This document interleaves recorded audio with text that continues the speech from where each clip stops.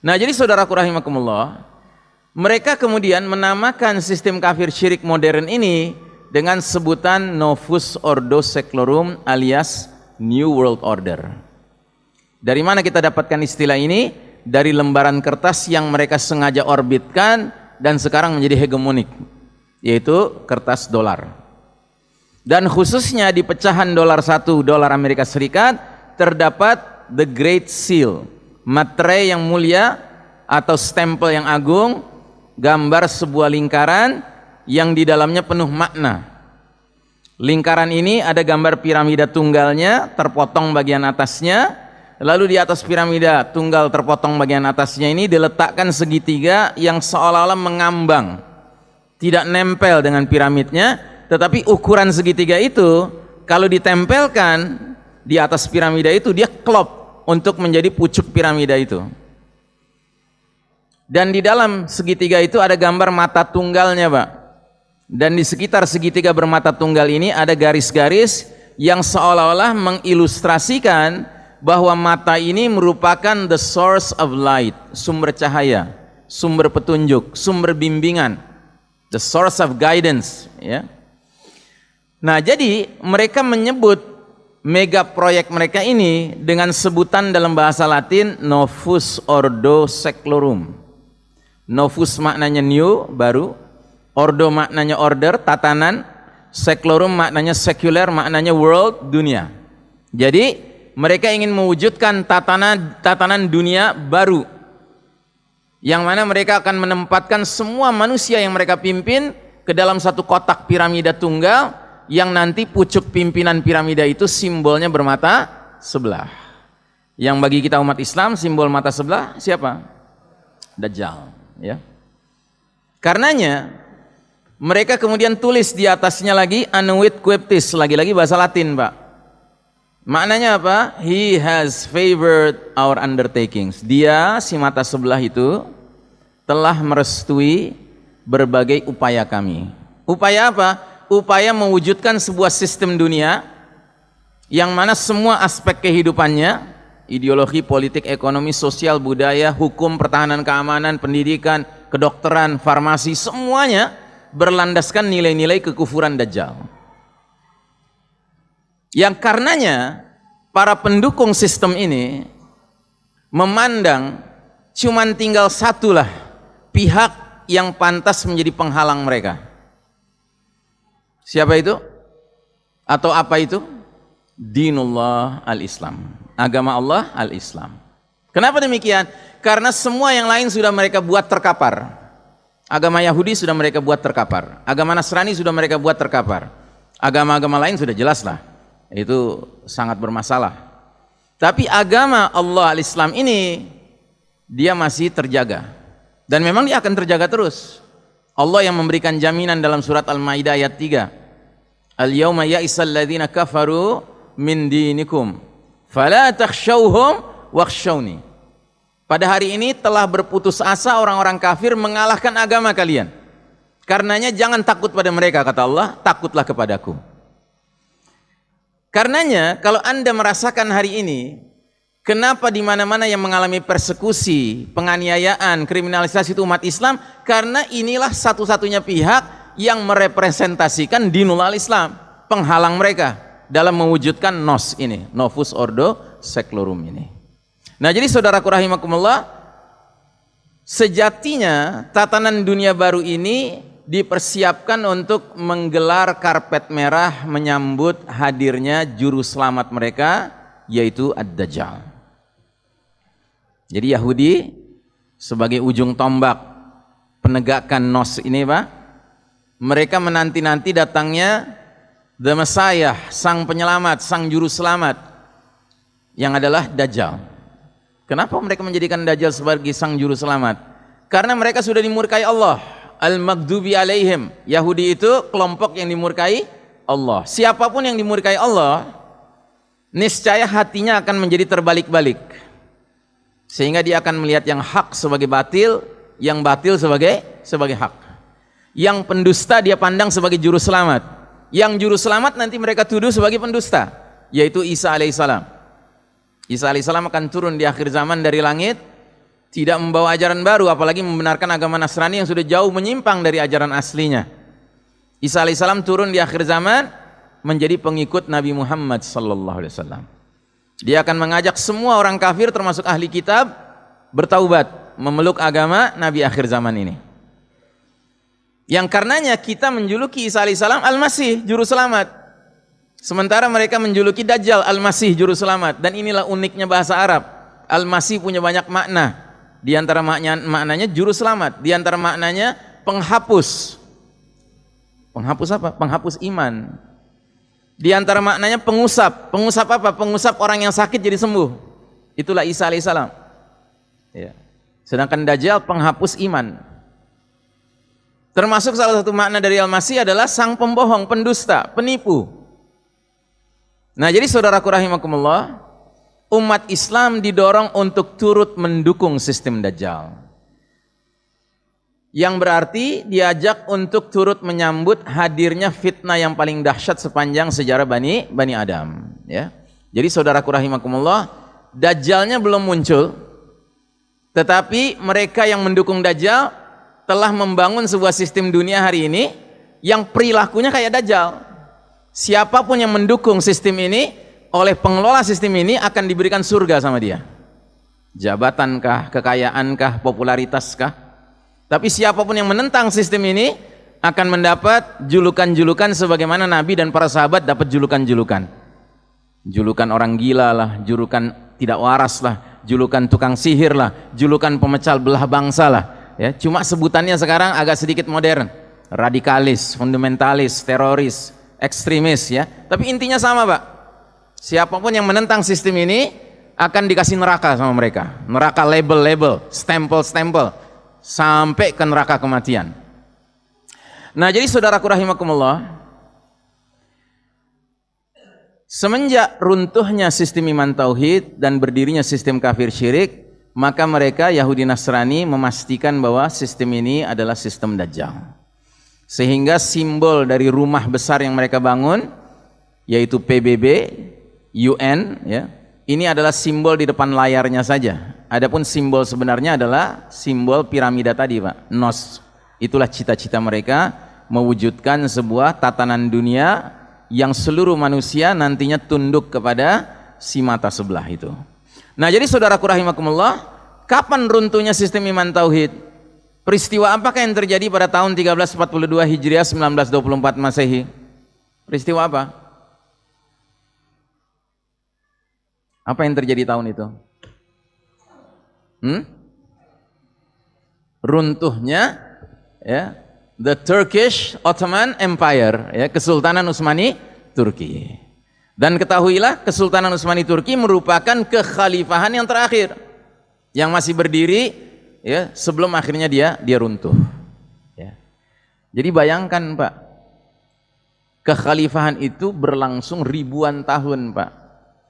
Terus kemudian sekarang ada orang yang mengaku muslim menolak realitas khilafah. Aneh sekali, Pak. Ini orang-orang nggak ngerti sejarah.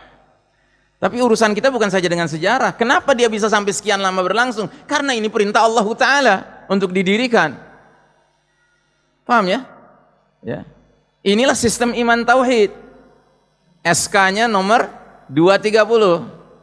Allah berfirman kepada para malaikat, "Inni ja'ilun fil ardi khalifah." Aku punya rencana meletakkan di muka bumi khalifah. Khalifah itu artinya wakil. Wakil siapa? Khalifatullah, wakil Allah di muka bumi ini. Kita manusia ini, Adam alaihissalam dan keturunannya, sebenarnya punya amanah di muka bumi ini, berperan sebagai khalifatullah fil ard. Wakil Allah di muka bumi. Sepanjang sejarah umat manusia, cuma ada dua jenis khalifah, Pak. Khalifah yang amanah dan khalifah yang khianat. Ya. Khalifah yang amanah adalah khalifah yang ketika dia menjadi pemimpin di muka bumi ini, dia tidak mau tunduk kecuali kepada aturan dan hukum Allah Ta'ala. Sementara khalifah yang khianat adalah mereka-mereka yang cari 1001 alasan untuk menolak aturan dan hukum Allah dan memberlakukan aturan dan hukum bikinan atau dirinya atau kolektif bersama dengan teman-temannya, yang pasti bukan aturan dan hukum Allah Ta'ala. Sederhananya begitu. Nah, karenanya Nabi Muhammad SAW mengatakan, sekalipun umat Islam sudah sukses mendirikan tatanan itu, tapi dia bisa mengalami keruntuhan. Dengan cara seperti apa? Dengan cara yang Nabi terangkan dalam hadis berikut ini. Nabi bersabda, "La tunqadanna 'ural islami 'urwatan 'urwatan, fa kullaman taqadat 'urwatun tashabbatha an-nasu billati taliha." Ikatan Islam akan terlepas, akan terurai simpul demi simpul. Setiap kali satu simpul terlepas, terurai, manusia bergelayutan pada simpul berikutnya. Fa awwalahunna naqdan al-hukmu wa akhiruhunna as-shalah.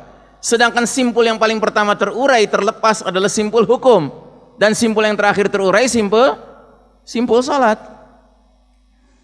Dan hari ini kita sedang hidup di era di mana simpul demi simpul sudah kita lihat, lepas semua, Pak.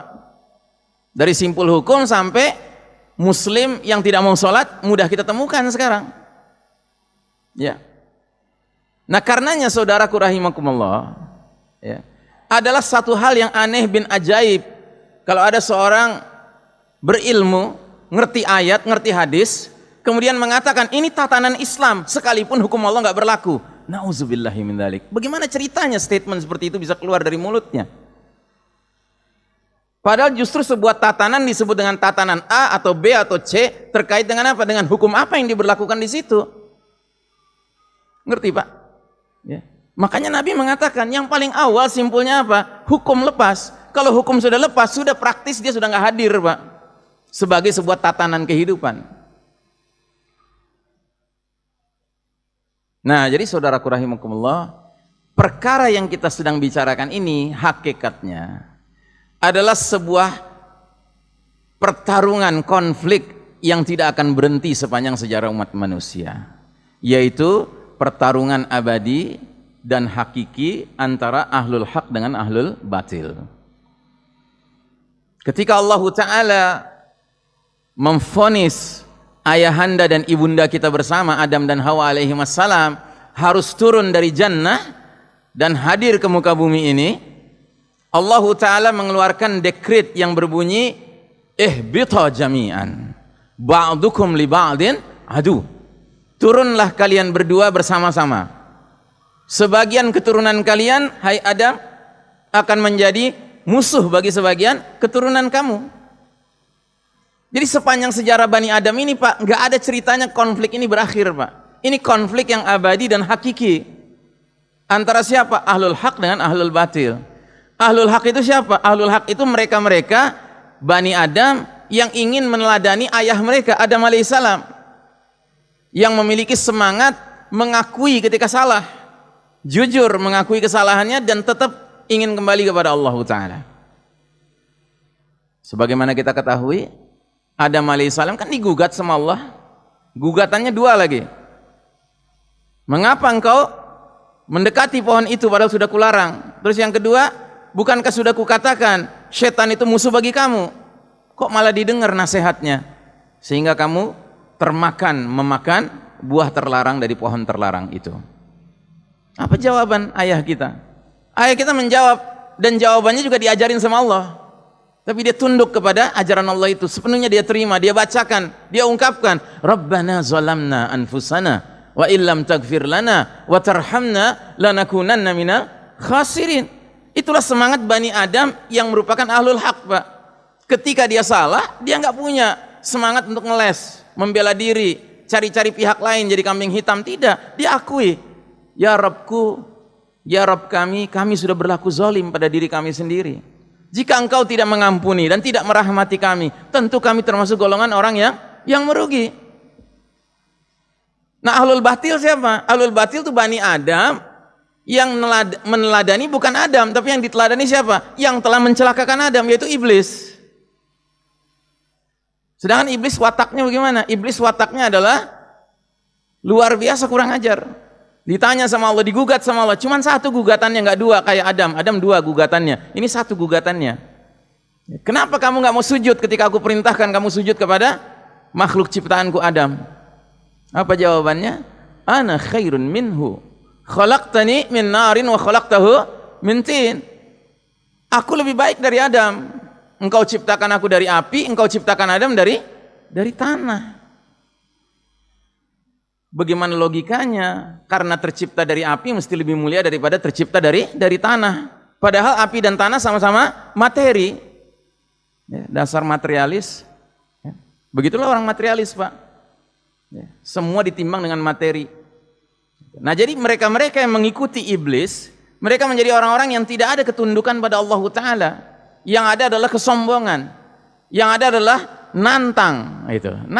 Menantang Allah Ta'ala. Ya. Nah, jadi mereka-mereka yang merupakan ahlul haq, mereka ini ashabul yamin, kelompok di kanan. Hidup mereka, sentral kehidupan mereka adalah Allah Ta'ala. Allah selalu menjadi sentral kehidupan mereka, fokus kehidupan mereka. Yazkurunallaha qiyaman wa qu'udan wa ala junubihim. Mereka mengingat Allah terus-menerus dalam keadaan berdiri, duduk maupun berbaring. Nah, ketika Allah Ta'ala yang menjadi sentral kehidupan, maka Allah Ta'ala ya telah mengirimkan dari generasi ke generasi, dari zaman ke zaman, dari negeri ke negeri, Allah kirim hidayah lewat kurir-kurirnya, yaitu para nabi dan para rasul alaihimussalam. Para nabi dan rasul ini kemudian disambut oleh siapa? Oleh kumpulan Bani Adam yang dijuluki al-mu'minun, orang-orang beriman. Dan orang-orang beriman ini apabila mereka mengkonsolidasi diri, Allah menyebut konsolidasi mereka dengan sebutan Hizbullah, partai Allah. Dan jika mereka istiqomah di dalam posisi sebagai orang beriman ini, maka mereka akan berakhir menjadi golongan al-ghalibun, yang meraih kemenangan, Pak. Dan kemenangan yang paling nyata mereka rasakan di mana? Di akhirat. Dakhalal jannah, masuk ke dalam jannah. Ya. Dan ketika mereka diberi oleh Allah kesempatan untuk memimpin di muka bumi ini, mereka pasti menawarkan sistem iman tauhid. Mereka nggak menawarkan yang lain. Mereka nggak menawarkan sistem iman tapi campur-campur dengan yang lain, nggak ada, Pak. Sistem iman murni, ya, tunduk kepada Allah Ta'ala. Sebaliknya, ashabus shimal, siapa mereka?